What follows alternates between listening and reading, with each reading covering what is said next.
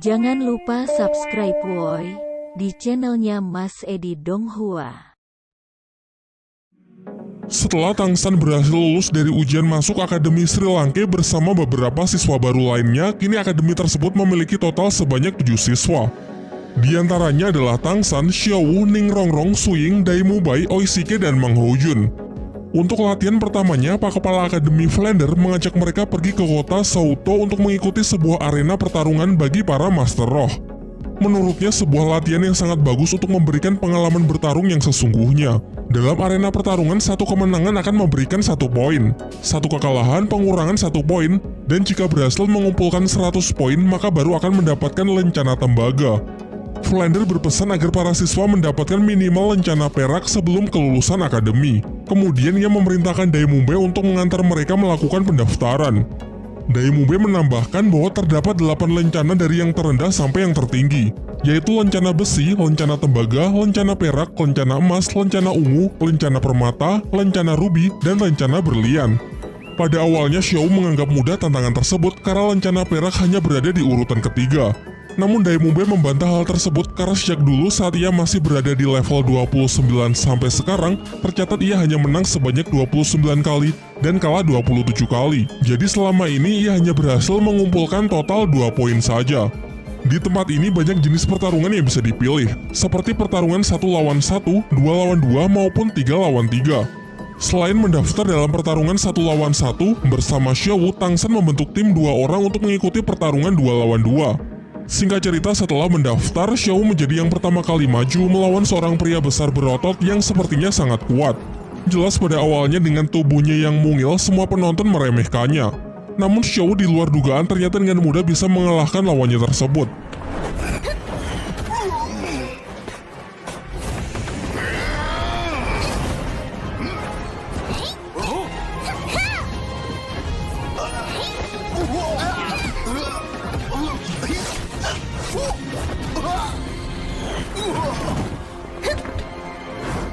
Pertarungan berikutnya adalah Tangsan melawan Suying. Tentu karena pemilihan peserta yang random, secara kebetulan ia mendapatkan lawan dari teman akademinya sendiri. Setelah wasit memberikan aba-aba, Tangsan pun langsung menyerang menggunakan rumput biru peraknya untuk berusaha menangkap Suying. Akan tetapi Suying yang basically adalah petarung yang sangat mengandalkan kecepatan, bisa dengan mudah menghindari satu persatu kejaran tali akar milik Tangsan. Di beberapa kesempatan Suying juga berusaha mencari celah untuk mendekati Tangsan. Sementara menanggapi hal itu, Tangsan masih bisa bertahan menggunakan mata iblis ungu guna mengimbangi kecepatan dari Suying. Masih terus berupaya menjaga jarak, ia mulai mengubah pola serangannya dengan menciptakan sebuah sangkar untuk mengatasi pergerakan Suying yang begitu cepat. Sayangnya Suying tak memperhitungkan bahwa ini bukan sekedar sangkar yang digunakan untuk membatasinya, melainkan upaya Tangsan untuk memperluas jangkauan serangan agar ia bisa melancarkan serangan dari udara.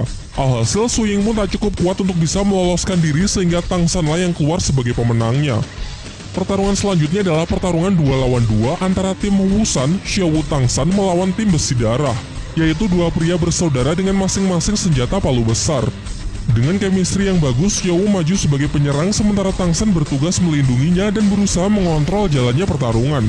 Namun jelas tak semudah itu. Menurut Tangsan, serangan palu mereka mirip dengan miliknya, hanya saja tidak lebih kuat tetapi pergerakan ayunannya yang jauh lebih cepat, yang bahkan tak sanggup ia tahan menggunakan rumput biru peraknya.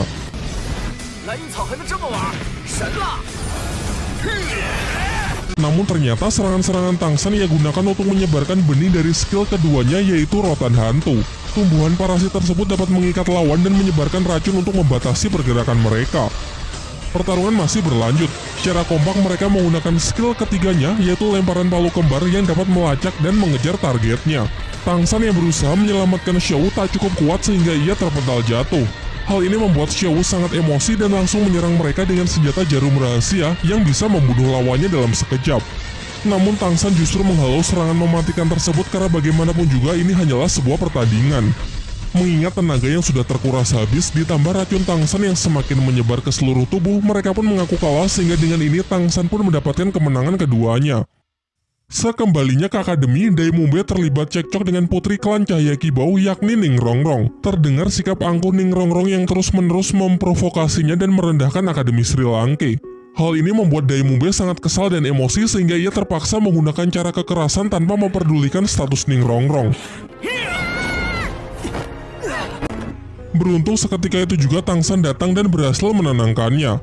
Namun kejadian itu tak membuat Ning Rongrong jera dan justru meminta Tang San agar membantunya menghabisi Dai Mubai dengan imbalan 100.000 koin emas. Jelas Tang San menolaknya. Ia menjelaskan bahwa tak semua masalah bisa diselesaikan dengan uang dan kekuatan. Ia pun menyarankan agar Ning Rongrong keluar saja dari akademi karena menurutnya tempat ini sama sekali tidak cocok untuk Ning Rongrong. Bahkan Oishike yang jelas-jelas menyukai Ning Rongrong pun juga berpikiran sama. Ia lantas menyarankan supaya Ning Rongrong pergi karena mustahil di sini ia bisa mendapatkan teman dengan sikap yang sedemikian angkuh. Keesokan harinya semua murid kembali dikumpulkan untuk menerima latihan. Namun Oishike yang datang terlambat memasang wajah yang begitu gembira karena ternyata pagi ini ia telah mencapai level 30. Semuanya pun mengucapkan selamat. Pak Kepala Akademi Flander memerintahkan semua murid besok pergi ke hutan Shindu, versi lain dari hutan berburu, untuk membantu mencarikan cincin siluman roh ketiga untuk Oishike, di bawah bimbingan dari Guru Zhao. Masih nyambung dengan Oishike, latihan hari ini adalah memakan sosis penambah stamina dari skill roh pelindung milik Oishike, dengan alasan agar tubuh mereka bisa terbiasa dan beradaptasi saat nanti berada di medan pertempuran yang sesungguhnya. Diperlihatkan semuanya merasa jijik dan tidak menyukainya. Namun di luar dugaan, Ning Rongrong secara sukarela maju untuk menjadi murid pertama yang akan melakukannya. Ternyata ucapan dari Tang San dan Oishike sebelumnya cukup membuatnya merenung semalaman dan menyesali sikap angkuhnya selama ini. Besoknya Guru Zhao menghampiri semua murid yang sudah menunggunya untuk pergi ke hutan Shindu dalam rangka mencarikan cincin siluman roh ketiga untuk Oishike. Ia kemudian meminta Dai Mubai agar menjadi ketua tim dalam misi tersebut. Dai Mubai lalu menyampaikan formasi kerjasama tim di mana Tang San akan berada di garis depan, tepat di belakangnya dua tipe support, Xiaowu dan Mang Hojun diberikan tugas untuk menjaga sisi kiri dan sisi kanan, sementara dirinya akan mengambil alih area belakang. Setelah seharian tak menemui siluman roh yang cocok untuk Oishike, mereka memutuskan untuk singgah di sebuah warung makan di dekat sana. Namun suasana yang tenang seketika rusak pasca kedatangan sekelompok anak yang diketahui berasal dari Akademi Changhui. Dai Mubai menceritakan bahwa Akademi Changhui merupakan akademi yang cukup terkenal, tetapi sebenarnya muridnya tak begitu kuat dan cenderung lebih menonjolkan sifat angkuhnya. Bisik-bisik itu terdengar sampai di telinga murid Akademi Changhui sehingga dibuatlah sebuah rencana untuk mengerjai para murid Sri Lanka. Seorang anak kemudian berjalan ke arah mereka dan secara sengaja menyenggol pelayan yang tengah membawa makanan.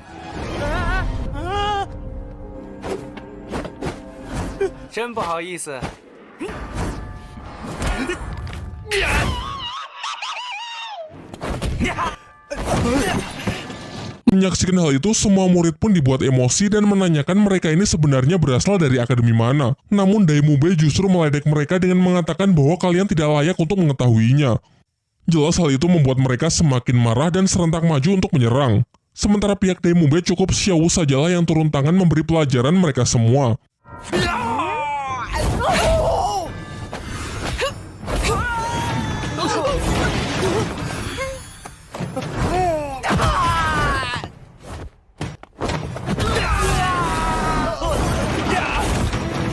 Perseteruan yang semakin memanas memaksa guru dari Akademi Changhui untuk turun tangan. Dia adalah seorang master roh pemilik kekuatan roh pelindung jenis hewan penyu hitam yang telah mencapai level 50. Ia kemudian menanyakan di manakah guru mereka. Namun pihak Sri Lanka kembali meledeknya dengan mengatakan kalau ia juga tak layak untuk mengetahui hal itu. Dan jika mau bertarung mereka saja sudah lebih dari cukup.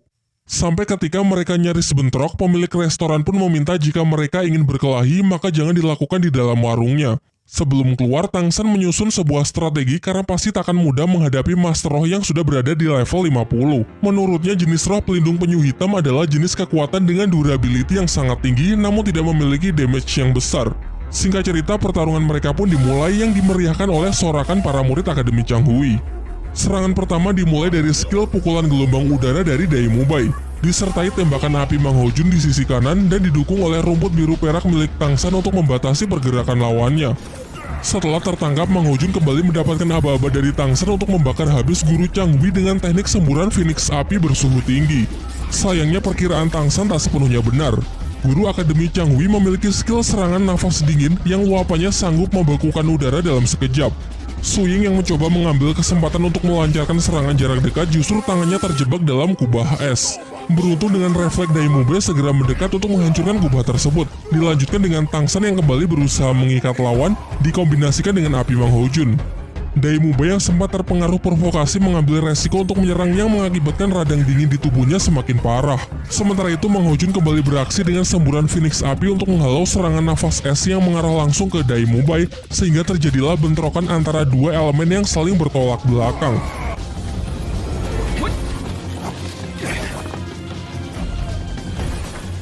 Saat pertarungan telah mencapai puncaknya, Guru Zhou datang menyela dan menyuruh semua siswanya agar segera kembali ke penginapan. Namun guru Akademi Changhui yang masih tak terima meminta para murid Sri Lanka untuk meminta maaf karena telah merendahkan akademinya. Akan tetapi Guru Zhou mengatakan bahwa tak perlu ada yang meminta maaf. Ia malah mempertegas bahwa Akademi Changhui memanglah akademi yang cukup terkenal, namun keangkuhannya hanya bisa menindas orang-orang yang lebih lemah saja. Pertarungan pun kembali dilanjutkan dengan Guru Zhou yang menggantikan para murid Akademi Sri Lanka.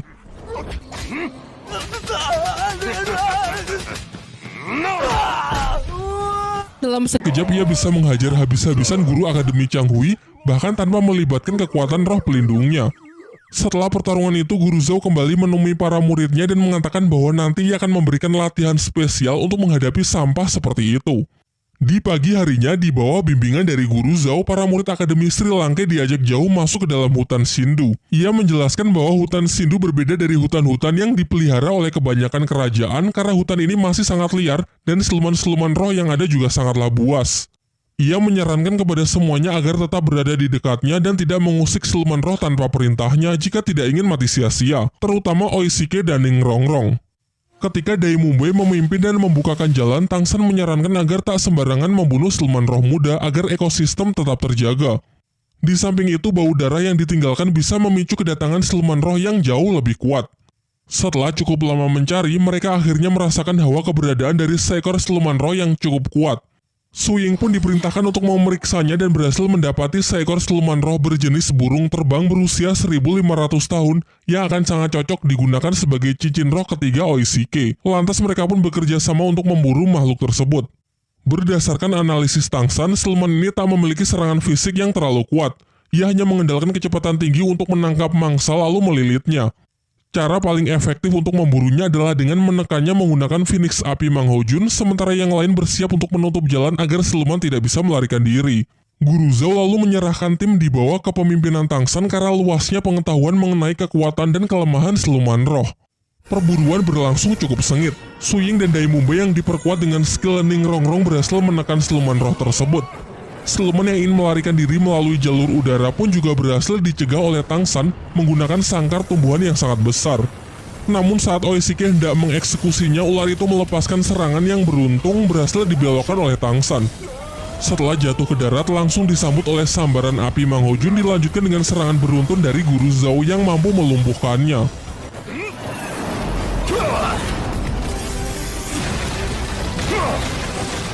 Guru Zhou lantas segera menyuruh Oishike untuk mengambil cincin rohnya, akan tetapi tiba-tiba datang seorang nenek bersama cucunya yang mengklaim bahwa siluman roh ular terbang adalah miliknya yang akan menjadi cincin roh ketiga untuk cucunya. Hal itu karena ialah yang pertama kali menemukannya, dibuktikan dengan serangan tongkat yang ia goreskan ke perut siluman tersebut. Menanggapi hal itu, Guru Zhou tidak bertindak gegabah karena nenek itu merupakan salah satu senior master roh yang bernama Cao Tianxiang. Di dunia persilatan ia merupakan master roh yang sangat disegani. Bersama pasangannya yakni bangsawan naga Mengsu, mereka menjadi duo maut terkuat yang dikatakan mampu menandingi seorang master roh bergelar Dao Luo. Walaupun begitu, Guru Zhou masih bersikeras untuk menolak memberikan siluman roh tersebut. Ia beralasan meski Cao Tianxiang yang menemukannya terlebih dahulu, namun ialah yang berhasil menangkapnya. Sampai akhirnya diputuskan untuk menggunakan hukum master roh guna menyelesaikan permasalahan ini. Hukum itu menyatakan bahwa sesama master roh harus saling bertarung demi memperebutkan siluman roh, sehingga Oishike ditantang untuk menghadapi cucunya yang bernama Meng Yiran, master roh level 30. Namun Guru Zhou menolak mengingat muridnya merupakan master roh bertipe support. Mendengar hal itu, tiba-tiba dari belakang Tangsan maju dan menyatakan bahwa ia bersedia mewakili Oishike untuk bertarung melawan Yiran. Sang nenek pun sepakat karena mengetahui kalau Tangsan masih berada satu level lebih rendah dari cucunya, terlebih lagi roh pelindungnya hanyalah rumput biru perak. Singkat cerita, pertarungan pun dimulai. Diremehkan di awal menjadi keuntungan bagi Tangsan untuk bisa melancarkan serangan kejutan.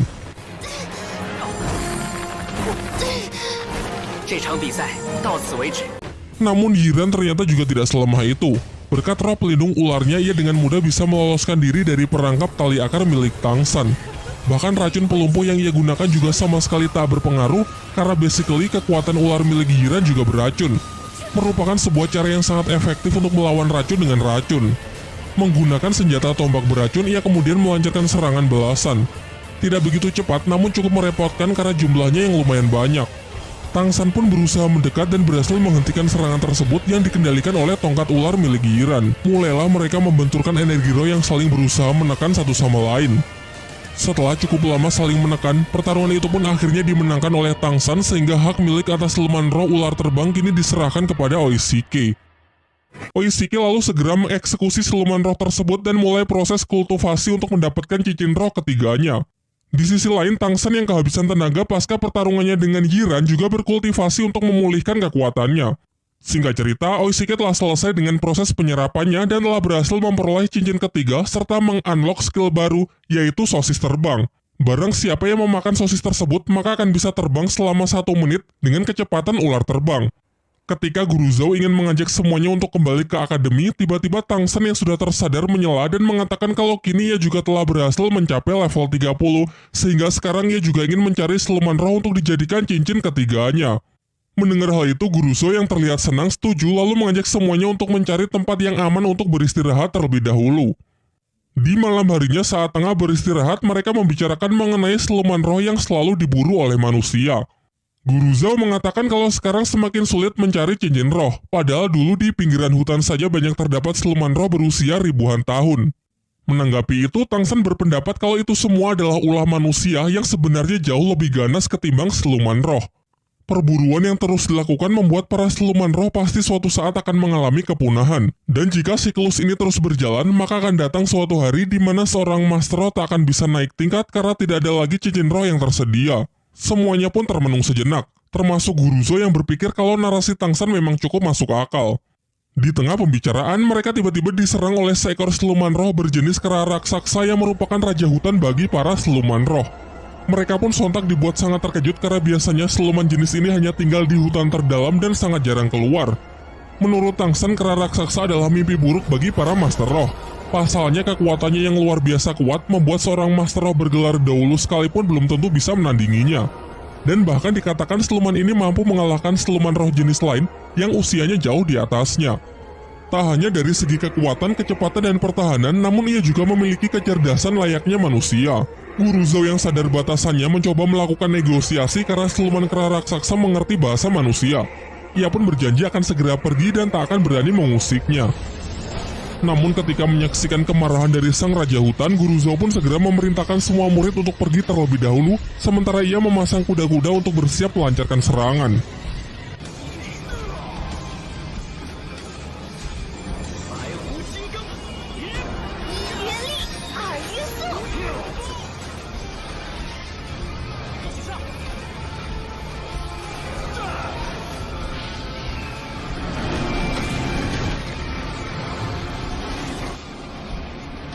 Hingga saat amukannya menghempaskan mereka semua, menjadikan kesempatan yang bagus untuk bisa melarikan diri. Namun naasnya Xiao berhasil ditangkap oleh siluman tersebut.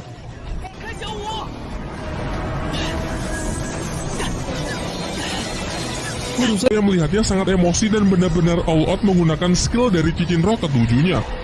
Merupakan skill terkuatnya, yaitu wujud roh dari beruang hutan untuk menghantam siluman kera raksasa. Namun hal itu juga sia-sia. Sementara Tang San yang berupaya menyelamatkan Xiao berusaha mengejar siluman itu, hasilnya pun sama saja. Ia pun juga tidak bisa berbuat apa-apa.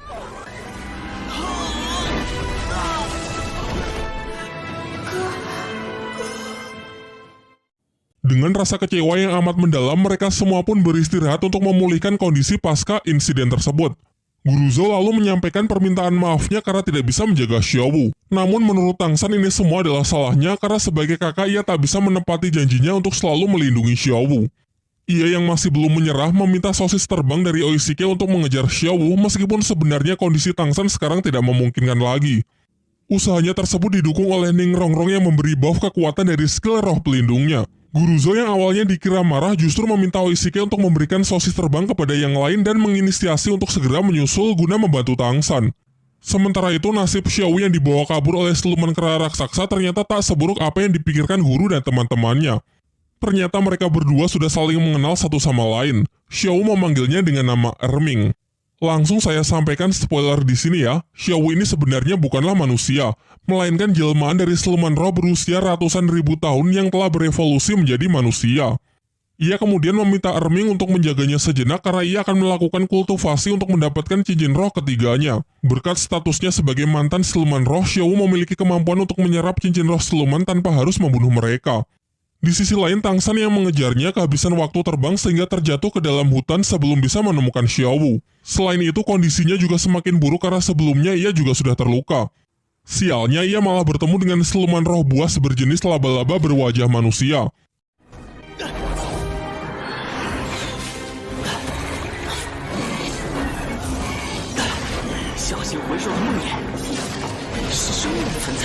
Tang San pun dibuat sangat kewalahan, karena baik dari kekuatan, kecepatan maupun pertahanan dari siluman tersebut sangatlah kuat. Ditambah lagi makhluk ini memiliki racun yang sangat mematikan. Di tengah pertarungan tersebut, Tang San teringat ucapan dari Master Xiao bahwa siluman laba-laba berwajah manusia merupakan jenis siluman roh yang akan sangat cocok untuk Tang San, namun akan sangat berbahaya mengingat kekuatan serta racun yang mematikan yang dimilikinya.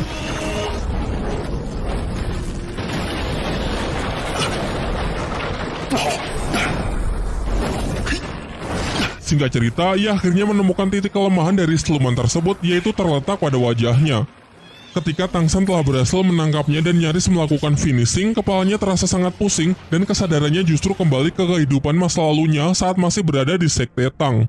Di sana ia bertemu kembali dengan para tetua sekte yang mengatakan kalau Tang San telah berhasil diselamatkan dari jurang lembah neraka. Namun Tang San sendiri seakan hilang ingatan dan tak dapat mengingat apapun dari kehidupan barunya di Akademi Sri Lanka. Sampai ketika ia bertemu dengan salah seorang murid sekte, pikirannya ke-trigger membuat ia bisa kembali mengingat semuanya.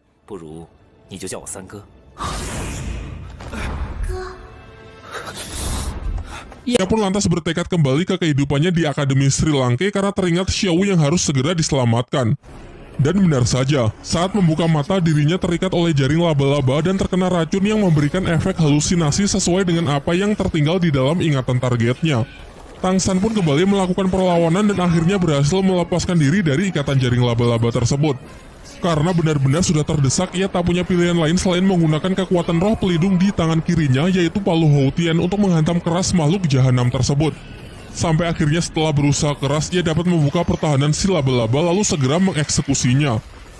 Sebelum memulai proses penyerapan, Tang San beristirahat sejenak untuk mengeluarkan racun yang semakin menyebar ke seluruh tubuhnya.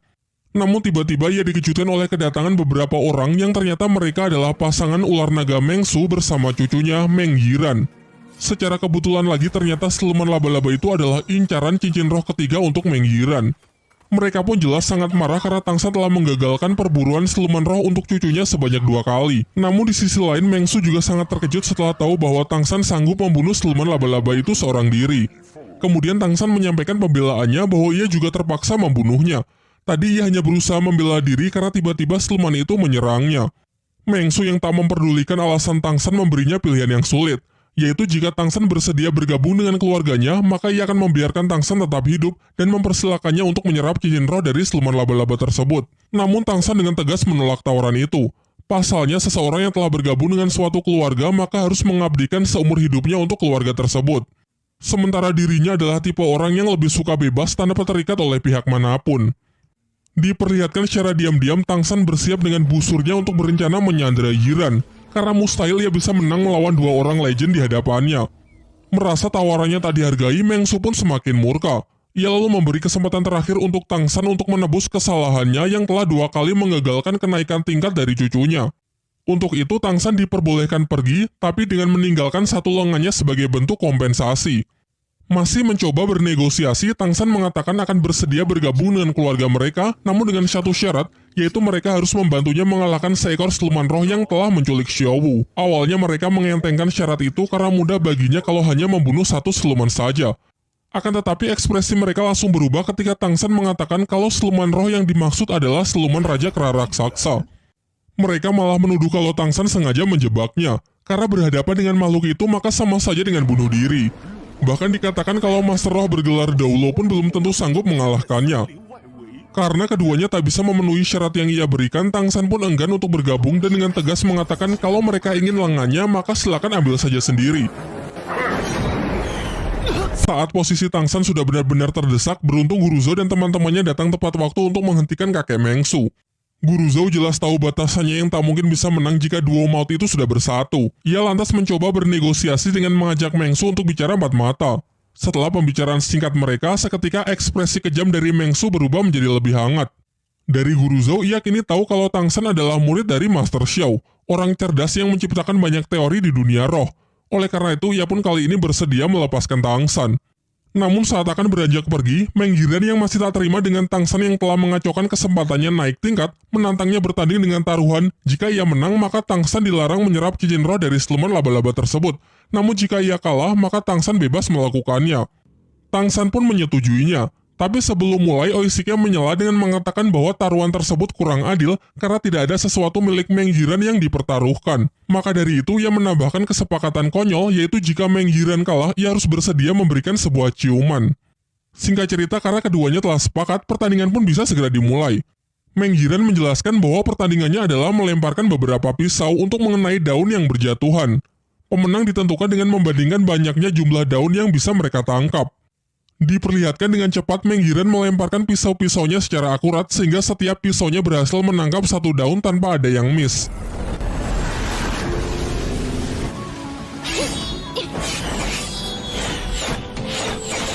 Melihat Tang San yang sedari tadi tidak bergerak membuat Meng Yiren kebingungan.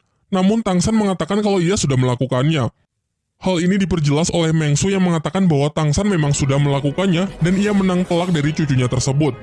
Meng Yiren yang belum bisa percaya lalu mengeceknya sendiri. Dan benar saja, semua pisau Tang San tertancap sempurna dengan 10 daun masing-masing di setiap pisau. Sangat jauh dari Yiren yang hanya 1 daun per pisau. Bahkan hebatnya Tang San melemparkan pisau dengan posisi membelakangi pohon tanpa menggunakan mata dan hanya mengandalkan insting yang telah ia latih sejak kecil. Kemudian Meng Su mengungkapkan kekagumannya kepada Tang San karena memiliki kemampuan yang ia sendiri bahkan belum tentu bisa melakukannya. Kemudian Tang San menghampiri Yiren yang nampak sedih karena telah kalah 2 kali. Tang San mencoba menenangkannya dengan mengatakan kalau jelas saja ia bisa menang, pasalnya ia telah berlatih menggunakan senjata rahasia selama lebih dari 9 tahun. Ia lalu menunjukkan senjata rahasianya yang jauh lebih kecil namun memiliki keuntungan lebih ringan sehingga sangat praktis digunakan sebagai senjata yang mematikan. Ia juga bersedia mengajari Meng Yiren dengan menjelaskan sedikit mengenai tekniknya yang ia sebut pelacak suara. Bukan melihat dengan mata, melainkan menggunakan indera pendengaran yang bisa merasakan setiap gerakan bahkan tanpa ada titik buta. Setelah pembicaraan itu, tiba-tiba Meng Yiren mencium Tang San karena bagaimanapun juga ia telah kalah taruhan. Semuanya pun dibuat tercengang menyaksikan fenomena itu. Dan setelah itu ia bersama kakek neneknya pun segera pergi dari tempat tersebut. Setelah kepergian mereka, Tang San segera meminta sosis pemulihan dari Oishike agar ia bisa segera memulai proses penyerapan mengingat Xiao yang juga harus segera diselamatkan. Proses penyerapan Tang San nampaknya begitu berat. Terlihat melalui gejolak energi luar biasa kuat yang dapat dirasakan oleh Guru Zhou. Di waktu yang bersamaan kita diperlihatkan Master Xiao yang mendapatkan selembar surat undangan dari Flander, kepala Akademi Sri Lanka. Sementara di sisi lain kita diperlihatkan scene dari Tang Hao, ayah dari Tang San, berpamitan dengan sebuah tempat yang dipenuhi oleh tanaman rumput biru perak untuk pergi menyelesaikan misinya di sebuah tempat yang ia sebut sebagai Balai Roh Pelindung. Setelah Tang San berhasil mengalahkan Meng Yiren, ia segera memulai proses kultivasi untuk mendapatkan cincin roh ketiganya yang nampaknya proses tersebut sangatlah berat. Kita beralih ke tempat ayah Tang San yang tengah flashback, mengenang masa lalu kelamnya dalam pertempuran melawan Balai Roh Pelindung. Diperlihatkan kala itu Tang Hao muda tengah berlari bersama Ah Yin, sang istri yang sedang menggendong seorang bayi yang tak lain adalah Tang San kecil. Mereka berusaha melarikan diri dari kejaran orang-orang Balai Roh Pelindung yang masing-masing dari mereka bergelar Dauluo. Salah satunya adalah Mas Roh pemilik kekuatan roh hantu berwujud bayangan hitam. Dengan susah payah Tang Hao melakukan perlawanan sekuat tenaga menggunakan senjata andalannya yakni palu Houtien. Meskipun ia bertarung sembari melindungi sang istri dan Tang San bayi, ia berhasil mendesak lawannya dengan hantaman palu Houtien yang mengakibatkan semburan magma. Namun muncul lagi master roh lain yang tak kalah kuat. Ia merupakan pengguna kekuatan roh pelindung bunga krisan yang menyerang menggunakan senjata-senjata roh yang tajam dan mematikan. Digempur dengan serangan-serangan dahsyat tersebut, Tang Hao masih bisa menahannya karena meskipun sama-sama bergelar Dauluo, dua master roh tersebut bukanlah tandingannya.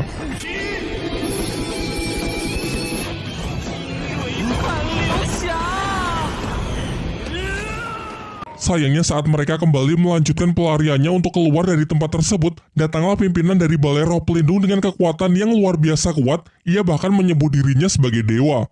Menyadari hal itu, Tang Hao pun segera mendorong Ah Yin pergi terlebih dahulu dengan harapan sang istri dan anaknya bisa terselamatkan terlebih dahulu. Sementara ia berniat mengorbankan dirinya dengan pertarungan sampai mati. Terlihat cahaya keemasan yang menyilaukan dari langit pertanda kemunculan dari sang dewa Balai Roh Pelindung. Mereka pun akhirnya bertarung begitu dahsyatnya sebagai puncak perselisihan mereka.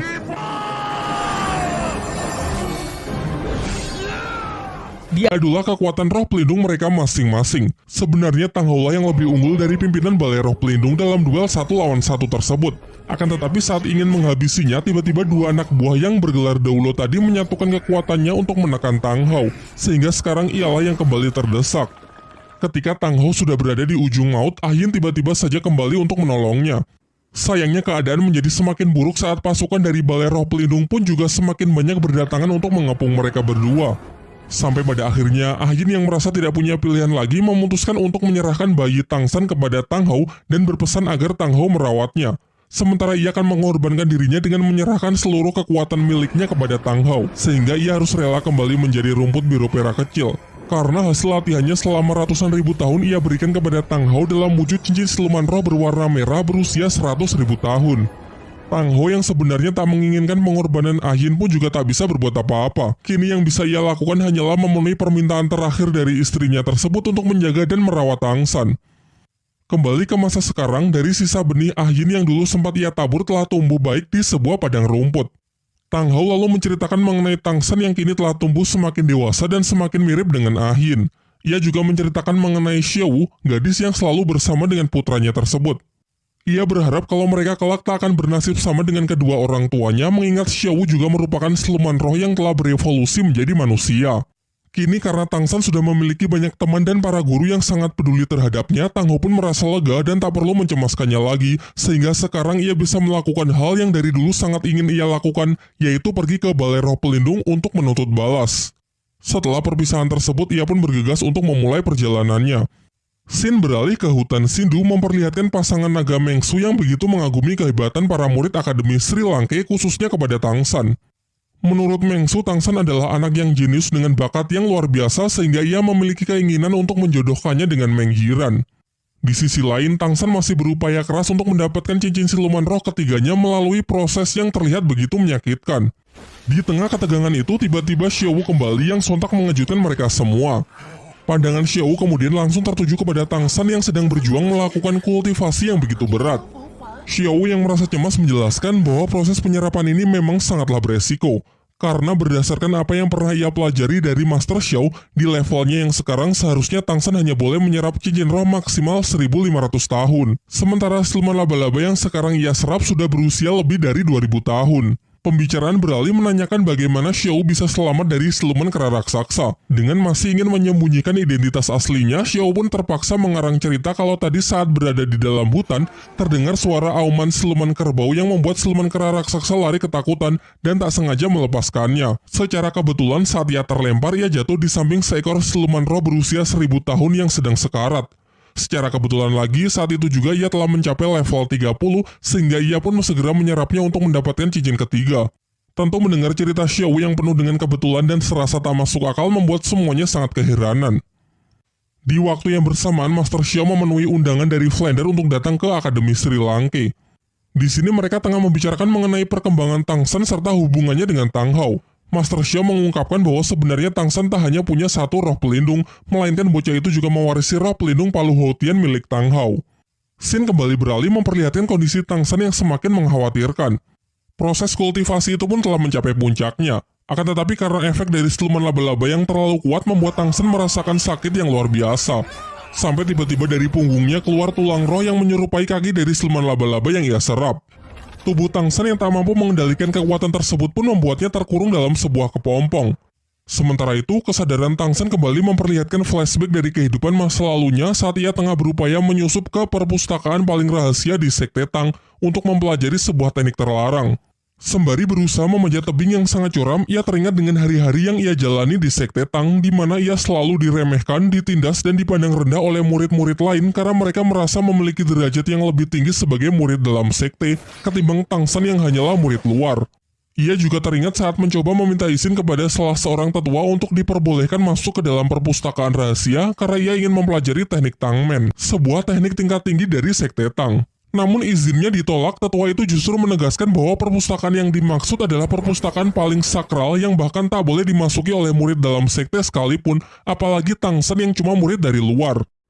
Dengan keahlian serta informasi yang telah Tang San kumpulkan selama ini, ia berhasil menyusup ke dalam perpustakaan melewati para penjaga di sana. 更不会放过一切细微的声音，若要硬闯。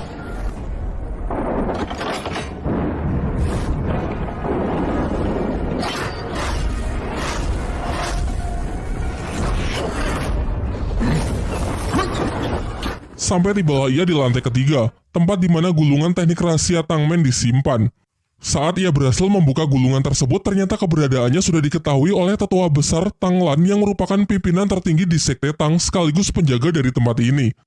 Tang San yang menyesali perbuatannya menyatakan siap menerima hukuman apapun, bahkan meskipun ia dihukum mati.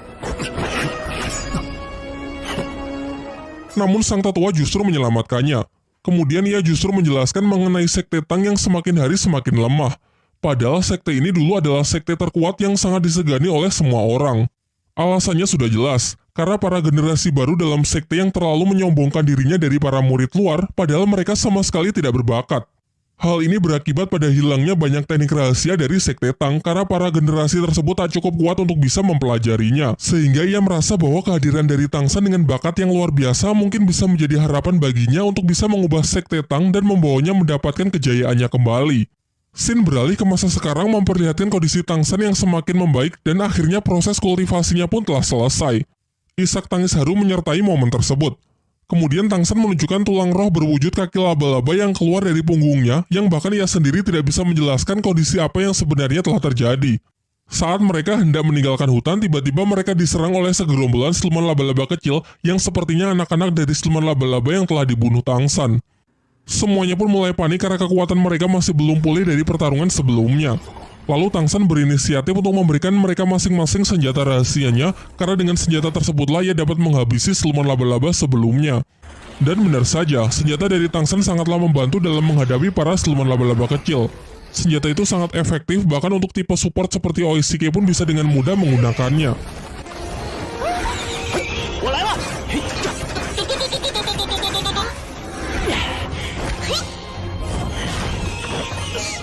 Saat Xiaowu terdesak dan hampir terkena serangan, dengan sigap Tang San pun datang untuk melindunginya. Secara refleks ia mengeluarkan tulang roh di punggungnya untuk membunuh para siluman laba-laba yang ingin menyerang Xiaowu. Dan sisanya lari ketakutan melihat amukan dari Tang San.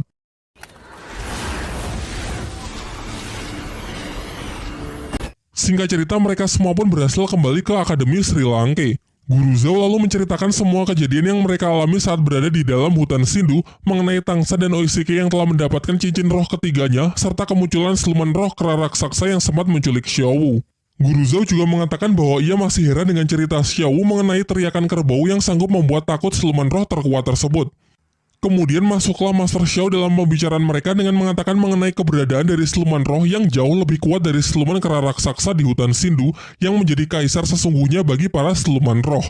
Makhluk mengerikan itu bernama Banteng Sanca Ungu, tinggal di dalam danau tenang yang menjadi pusat dari hutan Sindhu. Terdapat sebuah kisah yang menceritakan bahwa dulu pernah ada seorang master roh bergelar Douluo yang masuk jauh ke dalam hutan berniat menantang siluman kera raksasa untuk berduel. Namun di pusat hutan ia malah bertemu dengan siluman roh yang jauh lebih menakutkan dari siluman kera raksasa. Yang paling mengerikan bukan cuma ukurannya yang luar biasa besar, makhluk itu bahkan juga mengerti bahasa manusia.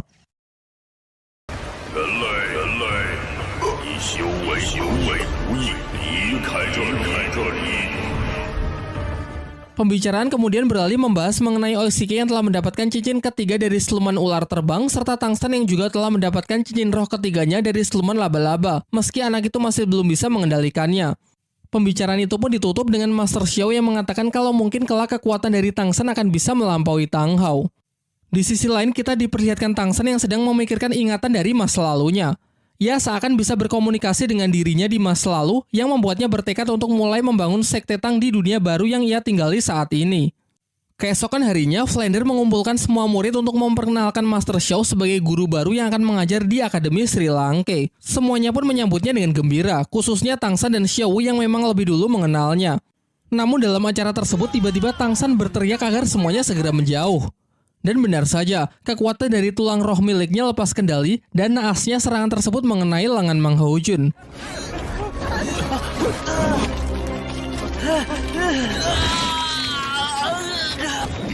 Master Xiao berusaha menghandle insiden tersebut dengan mencoba menenangkan Tang San yang terlihat sangat panik. Sementara itu, Mang Houjun yang lagi apes kondisinya semakin buruk karena serangan dari tulang roh Tang San sangatlah beracun. Dibawalah ia masuk ke dalam kamar. Master Xiao lalu menyuruh Tang San agar kembali mengeluarkan tulang rohnya untuk menyerap racun di tubuh Mang Houjun karena hanya dengan cara itu Mang Houjun bisa diselamatkan. Tentu perintah itu membuat Tang San sangat ragu, karena bisa saja kekuatannya lepas kendali dan justru membuat kondisi Mang Houjun semakin memburuk. Sampai akhirnya setelah Master Xiao meyakinkannya, ia pun mencoba cara tersebut, dan Mang Houjun pun akhirnya bisa diselamatkan. Keesokan harinya diperlihatkan Master Xiao yang kembali menceramahi Tang San. Ia menjelaskan kelemahan terbesar Tang San ada pada perasaannya yang membuatnya tidak bisa berpikir dengan jernih sehingga menghasilkan keputusan yang gegabah. Kemudian ia menyuruh Tang San untuk menunjukkan kekuatan cincin roh ketiga yang baru ia serap. Master Xiao mengamati bahwa rumput biru perak miliknya lebih tipis namun lebih kuat dari sebelumnya. Terlebih lagi sekarang juga dilapisi racun yang sangat kuat. Mungkin fakta bahwa Tang San memang telah bertindak sangat gegabah, tetapi nampaknya hal itu juga menghasilkan sesuatu yang luar biasa. Mengingat cincin dari siluman laba-laba memang sangat cocok untuk roh pelindung rumput biru perak. Kemudian Tang San juga menunjukkan skill ketiganya yang membuat Master Xiao terkejut karena ia bisa mengeluarkan jaring laba-laba. Untuk mewujudkan keinginannya membangun sekte Tang di dunia barunya ini, ia mulai pergi ke kota untuk mencari sumber daya dan bahan-bahan yang diperlukan untuk membuat senjata rahasia. Tibalah ia di sebuah tempat yang dipenuhi para pandai besi yang tengah sibuk bekerja. Ia lalu mencari pandai besi terbaik di sana lalu menunjukkan rancangan senjata yang ia inginkan. Pandai besi yang melihatnya kebingungan karena ia tak pernah melihat rancangan senjata serumit itu. Kepala pandai besi mencoba mengorek informasi dari Tang San dari mana ia mendapatkan rancangan senjata tersebut. Namun Tang San menolak menceritakannya dan mempertegas bahwa ia hanya ingin senjatanya segera dibuat oleh pekerja dan dengan bahan yang terbaik. Singkatnya, Tang San menyadari kalau kepala pandai besi itu juga merupakan seorang master roh. Mereka lalu sepakat untuk pergi ke ruangan atas untuk bicara empat mata. Dalam perjalanannya, ia mengamati para pandai besi yang bekerja di sana sangat terampil dan profesional. Ia juga bertemu dengan si kembar Tiling dan Tihu yang dulu pernah ia kalahkan di arena pertarungan roh. Sesampainya di ruangan, mereka mulai membicarakan mengenai kerjasama yang akan mereka sepakati. Kepala pandai besi kemudian meminta jaminan kepada Tang San. Ia masih belum yakin kalau Tang San adalah seorang master roh. Ia pun meminta Tang San untuk menunjukkan ID card master roh miliknya. Setelah melihatnya, ia sangat terkejut karena di situ tercatat bahwa Tang San sudah berada di level 29, padahal roh pelindungnya hanya rumput biru perak. Tang San lalu menjelaskan bahwa apa yang tertulis di sana adalah perkembangannya setelah lulus dari akademi di kota Nauding. Sementara sekarang ia sudah mencapai level 31 dan baru memperoleh cincin ketiganya. Tak lama setelah itu, si kembar menyusul masuk setelah tahu akan ada proyek baru. Dari sini terungkap bahwa mereka ternyata adalah putra dari si kepala pandai besi. Mereka lalu menceritakan kalau Tang Sanlah orang yang telah menyelamatkan nyawanya di arena pertarungan roh. Kala itu, Xiao yang emosi ingin menghabisi mereka, namun beruntung Tang San berhasil menghentikannya. Setelah mendengar cerita tersebut, tanpa pikir panjang ia pun menyepakati perjanjiannya dengan Tang San, mengingat Tang San telah berjasa untuk kedua putranya. Di sore harinya terlihat Tang San yang sedang menyendiri di sebuah tebing, tengah memikirkan sekte Tang yang akan ia bangun di dunia barunya ini. Tak lama setelah itu, Xiao datang menghampirinya dan bertanya tentang apa yang sedang dipikirkan oleh Tang San. Namun Tang San berbohong dengan mengatakan kalau ia sedang memikirkan ayahnya dan juga Xiao. Sayangnya ketika baru mulai adegan romantis, tiba-tiba mereka dipanggil oleh teman-temannya. Keesokan paginya dimulailah latihan para murid Akademi Sri Lanka di bawah bimbingan langsung dari Master Xiao. Ia memerintahkan Dai Mumbai untuk maju, kemudian menjelaskan kalau Dai Mumbai harus bisa mengalahkan satu persatu murid Akademi Sri Lanka, mengingat di antara yang lain Dai Mumbai lah yang secara teori paling kuat karena telah mencapai level 37. Yang akan menjadi lawan pertamanya adalah Tang San. Namun Master Xiao melarang Tang San untuk menggunakan kekuatan cincin roh ketiga dan senjata rahasianya. Hal ini membuat Dai Mumbai protes. Menurutnya tidak akan adil karena Tang San memiliki level lebih rendah darinya, selain itu akan percuma latihan bertarung jika harus membatasi kekuatan. Akhirnya Master Xiao pun membatalkan aturannya sehingga mereka bebas menggunakan apapun kemampuan mereka. Setelah mendapatkan aba-aba dari Master Xiao, pertarungan pun dimulai. Seperti biasa, Tang San melancarkan serangannya terlebih dahulu menggunakan rumput biru peraknya. Berkat cincin roh dari siluman laba-laba, kini tali akarnya menjadi lebih tipis namun menjadi jauh lebih kuat. Sebagai tipe crowd control, Tang San jelas tahu bahwa ia tak akan bisa menang jika berhadapan langsung dengan tipe fighter seperti Dai Mubai. Oleh karena itu, ia stay menjaga jarak dan terus mencoba mengendalikan jalannya pertarungan. Kesalahan fatal dari Dai Mubai adalah terlalu meremehkan musuhnya, sampai Tang San akhirnya memiliki kesempatan untuk mengaktifkan skill ketiganya, yaitu tali akar jaring laba-laba. Dan kali ini Dai Mubai tak lagi bisa sembarangan memotong karena selain kuat, jaring tersebut juga mengandung racun yang sangat mematikan. Dengan ini pertarungan mereka pun berakhir dengan Tang San yang keluar sebagai pemenangnya. Setelah Tang San menyerap kembali racun yang sempat mengenai Dai Mubai, pertarungan selanjutnya segera dimulai antara dirinya melawan Mang Hojun dan Oishike. 是，大师。胖子别走，凤凰附体。 Serangan pertama, Dai Mubai masih menahan dirinya dengan hanya menggunakan 2 cincin rohnya saja. Namun serangan tersebut dapat diatasi oleh Mang Hojun dengan hampir mengeluarkan seluruh tenaganya. Cukup untuk menekan Dai Mubai karena ia tak mempertimbangkan kalau api Mang Hojun telah meningkat semenjak dari hutan Shindu. Serangan berikutnya barulah Mubai menggunakan kekuatan cincin roh ketiganya yang secara teori tak akan bisa Mang Hojun atasi karena disinilah letak perbedaan kekuatan mereka. Namun lagi-lagi ia meremehkan lawannya. Mubai lupa kalau di pihak Mang Hojun terdapat Oishike yang secara terus-menerus dapat mensuplai energi untuk Mang Hojun, sehingga meski menggunakan tenaga penuh di setiap serangannya, Mang Hojun tidak khawatir akan kehabisan tenaga. Terlebih lagi ia tahu betul apa yang menjadi kelemahan dari Dai Mubai. Mubai adalah tipe petarung jarak dekat dan serangan gelombang jarak jauhnya hanya memiliki radius 10 meter saja, sehingga asalkan mereka bisa tetap menjaga jarak, kemungkinan menang mereka akan jauh lebih besar. Sekarang yang bisa dilakukan Dai Mubai hanya bertahan sampai efek sosis terbang milik Oishike habis. Namun itu pun juga tak akan mudah karena Mang Hojun terus mendapatkan suplai energi dari Oishike sehingga serangannya bisa ia spam secara terus-menerus dari udara tanpa khawatir akan kehabisan energi. Di waktu yang bersamaan, Master Xiao memerintahkan Tang San untuk sparring melawan Xiao Wu agar sama-sama menunjukkan skill ketiganya. Pertarungan mereka pun dimulai. Tang San pun cukup dibuat kewalahan di awal oleh Xiao Wu mengingat ia sudah lama tak berlatih bertarung dengannya. Ia kehilangan fokus setelah terkena serangan mata genit, skill kedua milik Xiao Wu. Ini menjadi kesempatan bagi Xiao Wu untuk segera mendaratkan serangan. Menanggapi hal itu, Tang San juga bertindak cepat untuk melindungi dirinya menggunakan skill ketiga jaring laba-laba. Namun penghalang itu dapat dengan mudah Xiao Wu terobos karena skill ketiganya ternyata adalah teleportasi. Ketika Xiao Wu sudah hampir menang, Tang San menggunakan jaring laba-labanya secara tiba-tiba yang membuat keduanya jatuh dengan posisi sama-sama terikat. Pada waktu itu juga Master Xiao segera menghentikan pertarungan dari para muridnya tersebut. Semuanya kemudian dikumpulkan untuk mendengarkan penjelasannya mengenai kesalahan-kesalahan yang mereka lakukan. Dai Mubai sempat protes. Menurutnya pertarungan tersebut tidak adil karena dirinya yang sudah kehabisan energi saat melawan Tang San harus berhadapan dengan Mang Hojun dan Oishike yang dalam kondisi prima. Namun Master Xiao mengingatkan bahwa di pertempuran yang sesungguhnya musuh tak akan menunggu sampai ia memulihkan dirinya. Setelah ia panjang lebar menjelaskan kesalahan mereka masing-masing, Master Xiao mengungkapkan kekecewaannya dari performa para murid pada latihan hari ini, sehingga ia memutuskan untuk memberikan hukuman kepada mereka. Hukuman tersebut mengharuskan mereka untuk berlari memutari kota sebanyak 10 kali sambil membawa tas keranjang berisi batu tanpa ada yang boleh menggunakan kekuatan roh. Ia kemudian menegaskan bahwa mereka kini adalah sebuah tim, jadi sebelum semuanya selesai maka tak ada yang boleh makan. Kepala Akademi Flander sempat protes kepada Master Xiao karena menurutnya hukuman itu terlalu berat jika para murid dilarang menggunakan kekuatan roh pelindung mereka. Namun Master Xiao menjelaskan bahwa sebenarnya ini bukanlah latihan fisik, melainkan upayanya untuk melihat sudah sejauh mana hubungan baik antar murid sebagai sebuah tim yang solid.